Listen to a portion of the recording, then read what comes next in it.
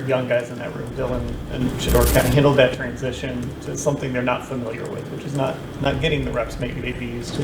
That is so true what you said. Neither of these guys have ever not been the guy.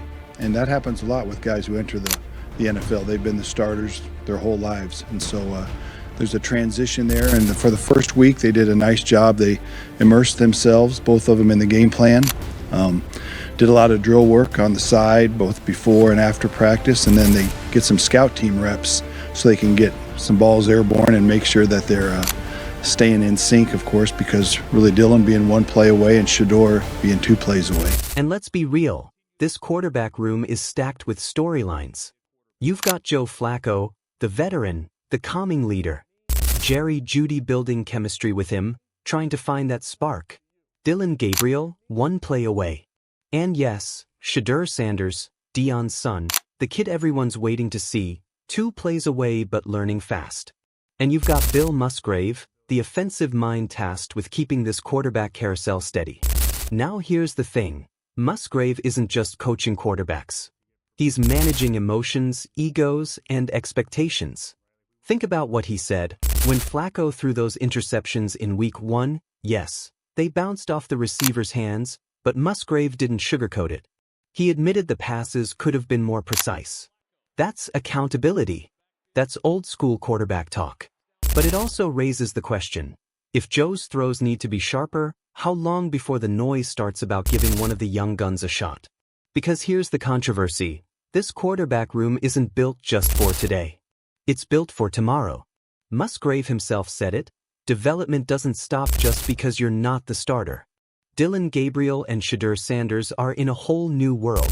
For the first time in their lives, they're not the guy. And Musgrave called it what it is. A transition. A hard one. But make no mistake, both of these kids are grinding extra reps before and after practice, simulations in meeting rooms, scout team battles. They're not sulking. They're working. And Musgrave? He loves it. He flat out said it's a joy to coach them. But let's not gloss over the elephant in the room. When Musgrave says, we want them to develop and keep working on their craft, he's talking about Shedeur Sanders as much as anyone. And let's be honest, fans aren't waiting forever. They want to see Shedeur on that field. They want to see if the kid who took over college football can bring that same fire to the NFL. And if Joe Flacco struggles in Baltimore, if the interceptions keep piling up, those questions will get louder and louder. What happens when the calming influence of Joe Flacco isn't enough? Do you stick with the veteran, or do you turn to the future in Shedeur Sanders? Now let's step back to Baltimore for a second. Musgrave admitted it. Joe still has stories, still talks about his days with the Ravens, still has family driving down from South Jersey for this game. You can't write a more emotional setup. But here's my question for you. How dangerous is it to ride emotion in a game like this? Musgrave thinks Joe can handle it. He's been through Super Bowls, through openers, through pressure. But football is about execution, not nostalgia. And if Flacco lets the emotions get the best of him, that's when the cracks start to show. And speaking of cracks, let's talk chemistry. Jerry Jeudy and Joe Flacco are still a work in progress. Musgrave said it himself. Flacco didn't get as many reps with Jeudy in the offseason, too many quarterbacks rotating. So now, in week 2, they're still building. That's not what you want to hear heading into a road game against a division rival. Timing matters. Rhythm matters. And right now, that connection is still cooking. You specifically about that continued quarterback development, because Kevin even said like development doesn't stop even though you might not be the starter. What does the development look like during the week in the building, where again you said like you talked about stuff you're doing before and after practice on the field, but like during the week, how are you ensuring that like these guys are still learning the playbook, they're really immersing themselves in understanding, and still progressing when maybe you don't get the on-field kind of validation? Yeah, there's challenges there because you're not getting the time on task and getting the actual reps. So the drill work is crucial. The studying, I call them simulations, where we do almost stand-up meetings or walkthroughs, both in the meeting room and perhaps out on the grass or even in on the carpet where we have more space. So there's ways that we are trying to be creative, and it happens with each quarterback room in the whole league at all levels of football. You're just the guys that have to be ready to play, but also they're young, and so you want them to develop and keep working on their craft at the same time. And here's the catch. This is where we see what they're really made of. Some quarterbacks fold in that situation. They pout. They lose confidence. But not these two. Musgrave praised them for immersing themselves in the playbook, doing drill work before and after practice, getting those scout team reps. And make no mistake, those reps matter. Going up against the first-team defense, replicating guys like Joe Burrow last week, Lamar Jackson this week, those are reps that sharpen you, that force you to see the game differently, that prepare you for the moment when the coach finally says, "You're in. Now let me throw this at you." If Joe Flacco falters, who should get the nod first, Dillon Gabriel or Shedeur Sanders? Because here's where it gets controversial. Gabriel is technically one play away, Shedeur too. But let's not kid ourselves. If Shedeur is ready, if he shows in practice he can handle it, fans will want him. They don't care about depth charts. They care about talent. They care about the spark. And you can feel it, right? Musgrave talks about being creative, about running simulations, about getting these kids mentally sharp even when they're not getting all the live reps. That's development. That's investment. That's belief in the future. And when he calls these young guys eager beavers, you can hear the excitement in his voice. He knows what he has. He knows what's coming. Are the Browns quietly grooming Shedeur Sanders as the real successor, even if they won't say it out loud? And then you've got Bailey Zapp. Don't overlook him. Musgrave pointed out how valuable it is to have Zapp and Deshaun Watson in that room, sharing experiences, pushing the young guys. That's mentorship. That's iron sharpening iron. But let's be real, the spotlight isn't on Zapp. It's not even on Deshaun right now. It's on the battle between the veteran in Joe Flacco and the prodigy in Shedeur Sanders. Because at the end of the day, Musgrave said it best, these guys have to be ready to play, but also keep working on their craft. That's the balancing act. That's the grind. And when the cameras are off, when the crowd isn't watching, that's where the next great quarterback is made. Now, let's not forget what Bill Musgrave said about the grind of being a quarterback in the NFL. He called it time on task. You can have the talent, the arm, the footwork, but if you're not putting in the hours, you're not growing. And for Shedeur Sanders, Dillon Gabriel, Bailey Zapp, all these young quarterbacks in that room, this isn't college anymore. There's no NCAA time cap. No restrictions. Musgrave admitted it himself. These guys are in the building on Tuesdays, the so-called off day. They're living at the facility. They're diving headfirst into the grind. No shortcuts, no excuses. And here's where it gets fascinating. Musgrave described it like simulations. Stand-up meetings, walkthroughs in the film room, even drills on the carpet in the hallway. It sounds almost trivial, but this is the stuff that separates the journeyman from the future stars. If you're Shedeur Sanders, this is your classroom. You're learning the playbook not just with a clipboard, but with movement, with muscle memory. That's how you stay ready when you're 2 plays away. But here's the controversial edge to it all. Musgrave knows that the entire league is watching these young quarterbacks. He even said it, every quarterback room in the NFL faces the same challenge. How do you develop the future when the present demands all your attention? And for Cleveland, it's amplified because the future isn't just any rookie. It's Deion Sanders' son. It's Shedeur Sanders, the kid who has been carrying expectations since the moment he stepped on a college field. Do you think the Browns are handling Shedeur's development the right way, or are they holding him back too long? And then we get to scout team. Reporters pressed Musgrave, who's running it? His answer, everyone. Dillon, Shedeur, Zapp, they all take turns.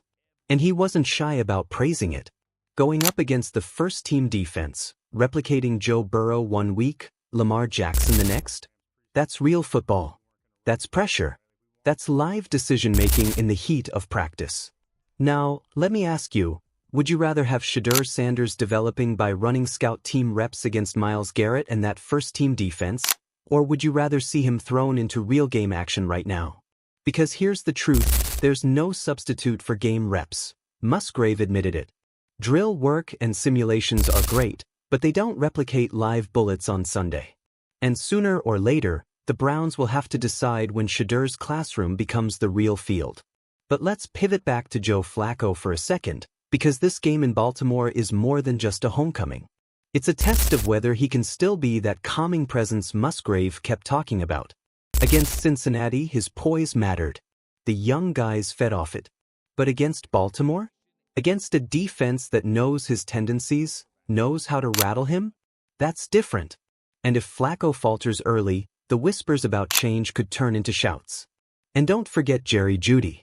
Musgrave said their chemistry is still coming along.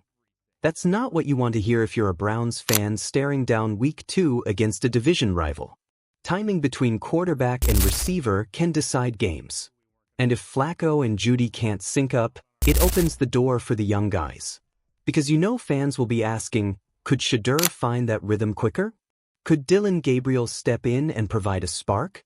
Is Cleveland building towards something balanced and sustainable, or are they just stalling until Shedeur Sanders is ready to take over? And that's the bigger question here. Musgrave kept coming back to balance. Run game complements the pass game. Pass game opens up the run. He admitted that when the ground attack clicks, defenses are forced into single high safety looks. And for quarterbacks? That's heaven. One-on-one on the outside. Seam routes wide open. But here's the kicker. Balance is only possible if the quarterback can deliver. And if Joe Flacco can't, balance doesn't matter. So here's where the story turns controversial. Think about the investment in this quarterback room. You've got a Super Bowl MVP in Flacco. You've got a former top prospect in Deshaun Watson, still trying to prove he belongs. You've got Bailey Zappe, eager to carve out his spot. And then you've got two rookies, Dillon Gabriel and Shedeur Sanders, who have never been backups in their lives. That's not a room. That's a powder keg. And Musgrave is the guy holding the match. And when he says, we want them to develop and keep working on their craft, you almost wonder, how much longer can they keep Shedeur in that developing category before fans demand action? Because development sounds good in theory. But the NFL isn't about patience. It's about results. Should the Browns risk waiting on Shedeur, or unleash him now and let him grow under fire? And let's not overlook how Musgrave framed it. He said all of these young guys are eager beavers. They're hungry. They're not sitting back, cashing checks, waiting their turn. They're grinding. They're battling. They're fighting for a shot. And when a coach uses language like that, it means he sees potential. It means he believes someone in that room is going to rise up sooner than later. And that brings us back to Baltimore. Flacco's homecoming. Jerry Jeudy's chemistry test. Dillon Gabriel's scout team reps. Shedeur Sanders' development timeline. All of it collides this week. And you have to ask yourself, when the dust settles, who's really the future of this franchise? Because Musgrave gave us the answer without even realizing it. He said these guys are working double duty, replicating opponents while still tying it back to Cleveland's game plan. He said the run game is key to opening up passing lanes. He said balance is crucial. But the one word he kept repeating? Development. That's the giveaway. That's the tell. This franchise isn't just trying to survive Week 2. They're trying to build something bigger. Something lasting. Something Shedeur Sanders could one day lead. So let's put it plain. If Joe Flacco pulls off the upset in Baltimore, he buys himself time. If he struggles, the cries for Shedeur will get louder. And louder. And louder. Because Cleveland fans aren't patient. They're passionate. They want wins. And they want the future. If Flacco loses in Baltimore, should Kevin Stefanski seriously consider giving Shedeur Sanders the keys to the offense right now? And that's the drama of this week. Bill Musgrave gave us the inside look. The grind. The preparation. The balance. But at the end of the day, football isn't played in meeting rooms or press conferences. It's played on Sundays. And this Sunday, all eyes will be on Joe Flacco, and quietly, on the kid waiting 2 plays away. And that's the story, folks. Joe Flacco's emotional Baltimore return, Jerry Jeudy's chemistry test, Dillon Gabriel's fight to prove himself, and Shedeur Sanders quietly preparing for the moment everyone knows is coming. This quarterback room isn't just about today, it's about tomorrow. And if you're a Browns fan, you better buckle up, because the storm is coming. This has been Gridiron Insights. If you love these deep dives into NFL controversies, quarterback battles, and the future of stars like Shedeur Sanders, make sure to hit that like button, subscribe to the channel, and turn on notifications so you never miss a moment of the drama. Until next time, stay locked in, stay passionate, and we'll see you on the next breakdown.